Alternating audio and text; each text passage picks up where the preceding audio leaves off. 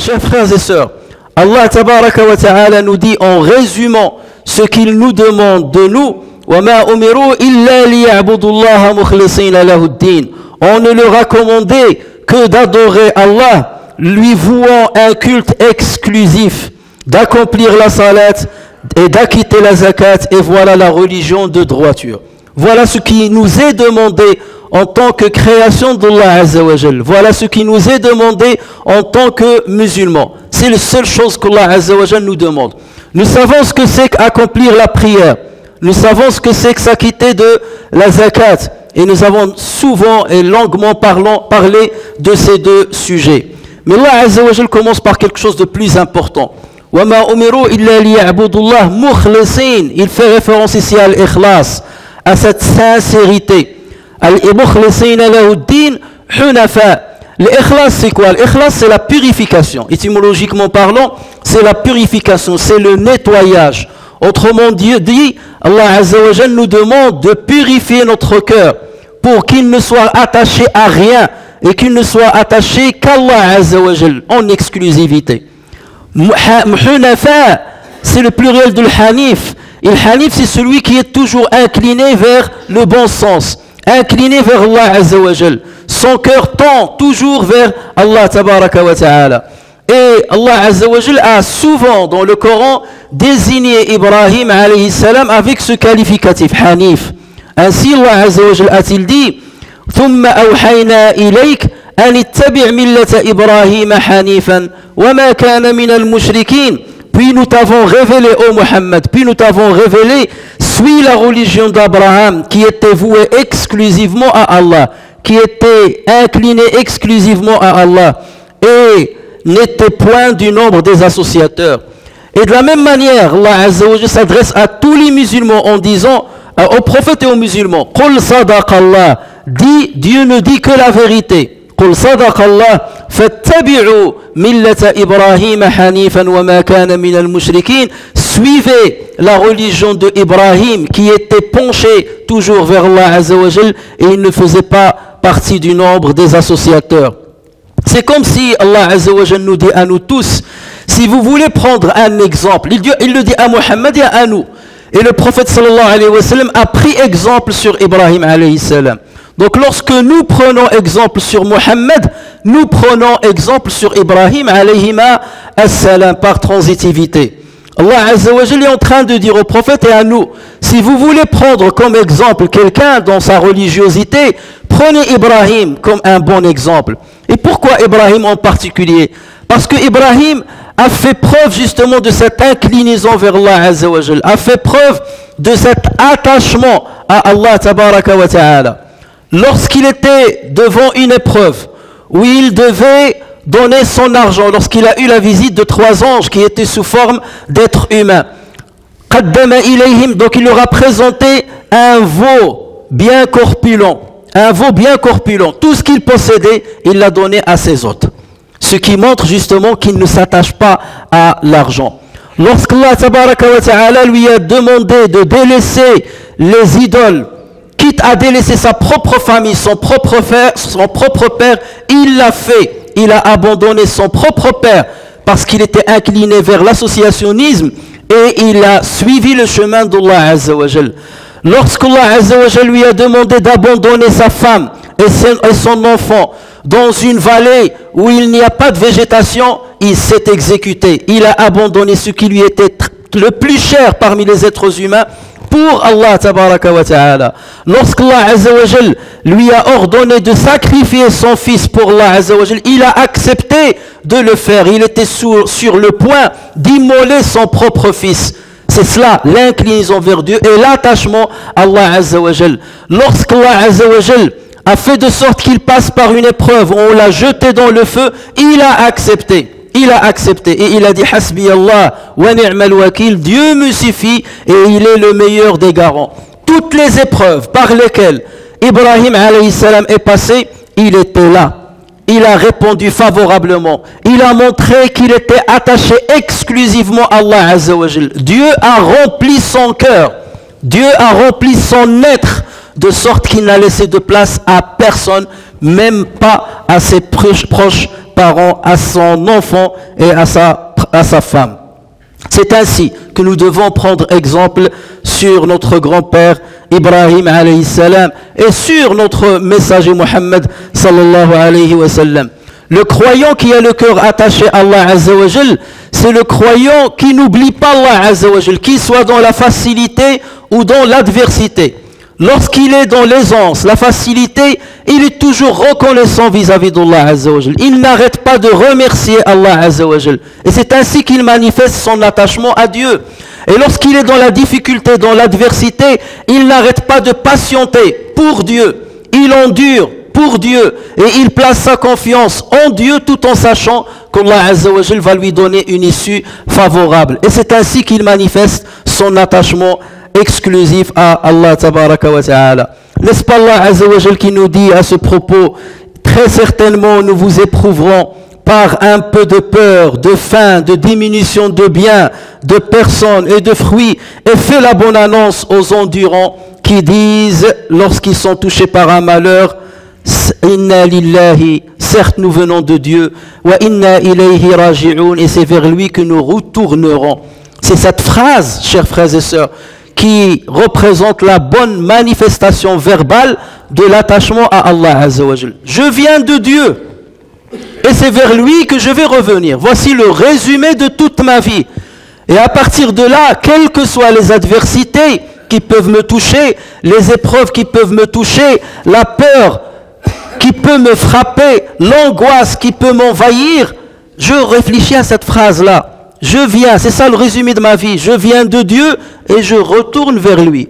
Ce qui compte, c'est comment je vais le rencontrer après ma mort.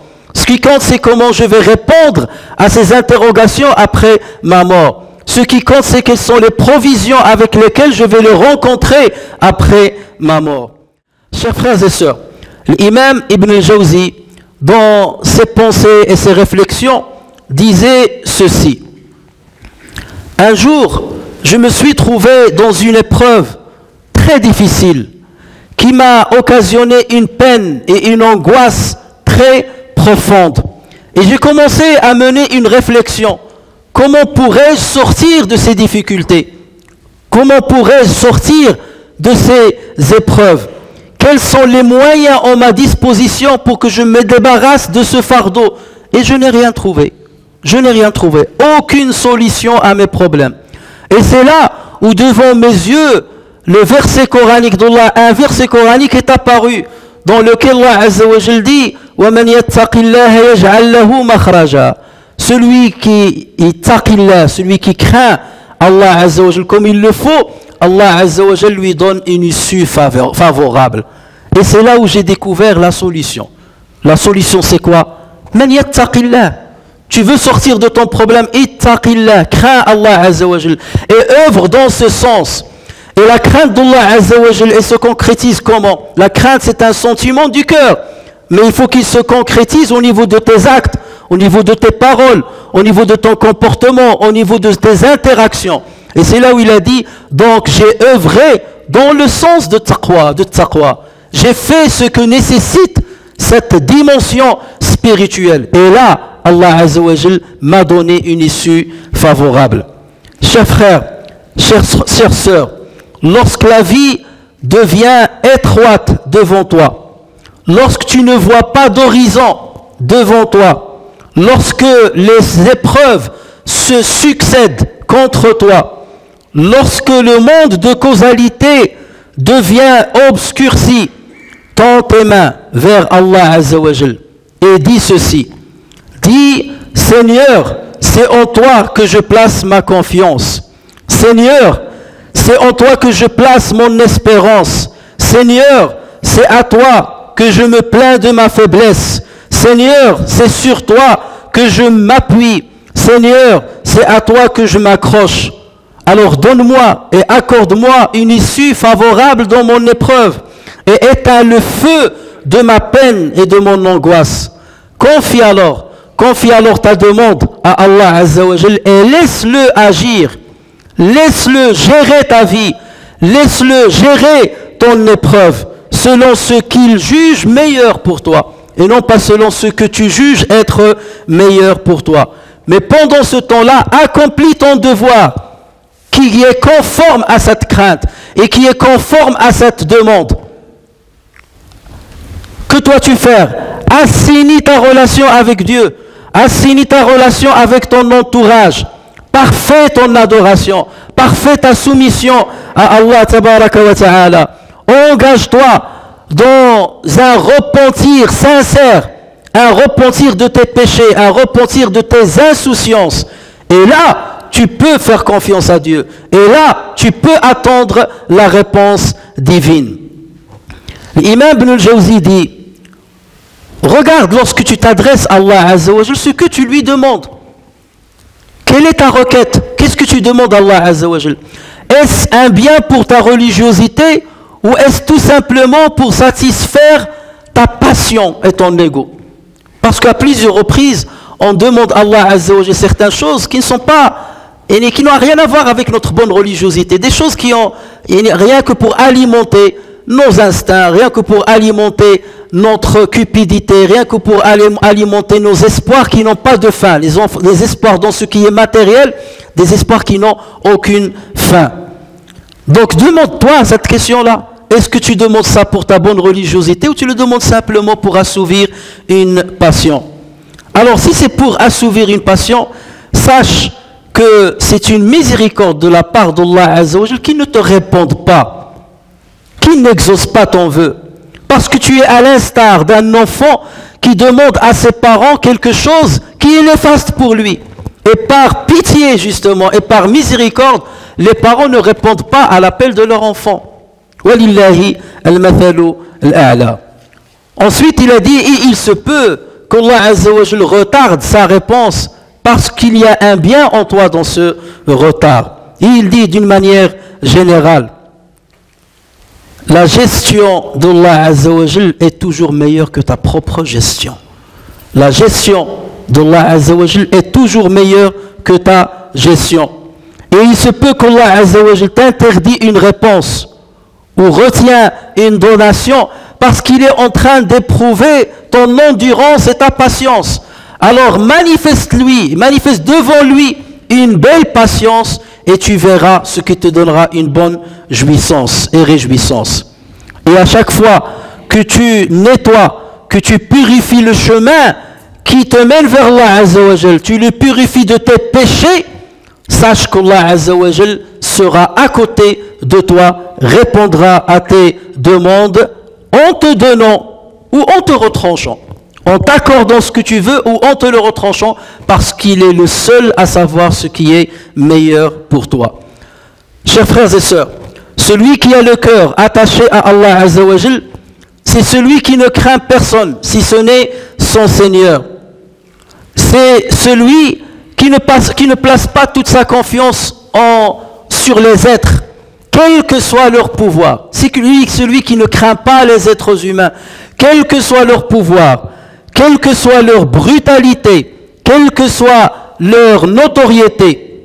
Parce que tous ces gens-là ne peuvent pas dépasser, ils ne peuvent pas outrepasser la volonté d'Allah Azza wa Jal. Ils sont assujettis à la volonté d'Allah tabaraka wa ta'ala. Et Allah Azza wa Jal les orientera comme il l'entend, comme il le veut, pas comme ils veulent et pas comme ils rusent. Et c'est en plaçant ta confiance en Allah Azza wa Jal, c'est en purifiant ta relation avec lui qu'Allah Azza wa Jal gérera les affaires de ces gens-là et les guidera vers ce qui est le meilleur pour toi et le meilleur pour ta religion. Et quand bien même ils se réuniraient tous et que tous les problèmes de la vie se réunissent autour de toi, Allah Azza wa Jal sera là pour te donner une issue favorable. Et ce qui est vrai à l'échelle individuelle l'est aussi à l'échelle collective et communautaire. Chers frères et sœurs, celui qui attache son cœur à Allah Azza wa Jal n'attache pas son cœur à autre que Dieu, n'attache pas son cœur aux êtres humains ou à ce qu'Allah Azza wa Jal a créé. Parce que comment tu vas attacher ton cœur à une créature et laisser tomber le Créateur? Comment vas-tu t'appuyer sur l'indigent et délaisser le riche par excellence, Allah tabaraka wa ta'ala? Comment cherches-tu le renfort de quelqu'un qui est faible et tu laisses à côté de toi celui qui est le puissant par excellence? Ibn al-Qayyim rahimahullah dit ceci: si le serviteur attache toute sa journée son cœur à Allah Azza wa Jal et exclusivement à Allah Azza wa Jal, Allah répondra à tous ses besoins, écartera de lui tous les soucis, videra son cœur pour l'aimer exclusivement, guidera sa langue pour qu'elle l'évoque et son corps pour qu'il l'adore. Lorsque tu te donnes entièrement à Allah Azza wa Jal, Dieu te met dans une disposition où tu te donnes entièrement à lui. Et lorsque tu te donnes à Allah Azza wa Jal, c'est lui qui te donne la vraie joie. Pas la joie de la possession des jouissances trompeuses, mais la joie qui emplit le cœur, qui illumine ton être. Mais encore faut-il que tu te donnes exclusivement à lui. Si en revanche, dit-il, le serviteur passe sa journée à se soucier de l'ici-bas et aux affaires de l'ici-bas, Allah le chargera encore plus avec les soucis et les angoisses de la vie éphémère. Il le confiera à lui-même. Il te dit: débrouille-toi, gère tes affaires toi-même, puisque tu ne t'occupes pas de moi, puisque je ne suis pas dans tes soucis, ou mon amour n'est pas ce que tu cherches ou ce que tu espères, alors occupe-toi de tes propres affaires et gère-les comme tu l'entends. Il le confie à lui-même. Il occupera son cœur avec l'amour des êtres plutôt que l'amour du Créateur des êtres. Et il occupera sa langue pour qu'elle mentionne les êtres plutôt que le Créateur des êtres. Il détournera son corps de l'adoration de Dieu et la servira aux autres. Il sera à l'instar d'un soufflet, le soufflet avec lequel on attise le feu. Il sera à l'instar d'un soufflet qui gonfle son ventre et compresse ses côtes pour servir les autres, sans en tirer aucun profit. Toute personne qui se détourne de l'adoration d'Allah, de son obéissance et de son amour, sera éprouvée par la soumission aux êtres humains et leur service dans ce qui est inutile pour lui, inutile pour eux. Et on le voit, des gens qui possèdent tout ce qu'on espère peut-être, de ce qui est mondain, mais ce n'est pas pour autant qu'ils sont libres dans ce qu'ils font, dans ce qu'ils disent, et vers où ils sont en train de cheminer. Ils sont les serviteurs des autres et ils sont soumis aux autres parce que Allah n'a pas voulu leur donner la liberté qu'il a donnée à l'être qu'il a adoré exclusivement. Chers frères et sœurs, nous savons bien que les épreuves de la vie sont nombreuses. Si on n'échappe à une épreuve, on sera touché par une autre. Dès qu'on sort dans une épreuve, on s'engage dans une autre, que ce soit à l'échelle individuelle ou à l'échelle collective. Parce que notre vie sur terre n'est pas faite pour profiter de ses jouissances. Notre vie sur terre, c'est une vie de lutte. C'est une vie de difficulté. Et c'est pour cela qu'Allah Azza wa Jalla nous a mis sur cette terre. C'est pour être éprouvé. Et l'épreuve suscite de la difficulté, suscite de la fatigue, suscite de la peur, suscite de l'angoisse, suscite de la peine. C'est cela la nature de l'épreuve. Et l'ici-bas, c'est une demeure d'épreuve. Et la demeure de la vraie réjouissance, c'est la demeure de l'au-delà. Le croyant sait pertinemment que ce qu'il attend est le plus important dans sa vie. Il sait pertinemment que ce qui compte, c'est les provisions qu'il va ramener avec lui dans sa tombe. C'est ça le vrai investissement. Une fois je serai enterré dans 2 mètres sur 40 cm, c'est là où je vais voir qu'est-ce qui va me servir dans l'au-delà. Qu'est-ce que je ramène avec moi? Quelle est mon épargne qui va me servir dans le jugement qui m'attend d'ici très peu? D'ici très peu. Et lorsque le musulman comprend ce secret de la vie, il attache son cœur à Dieu. Il se donne à son serviteur.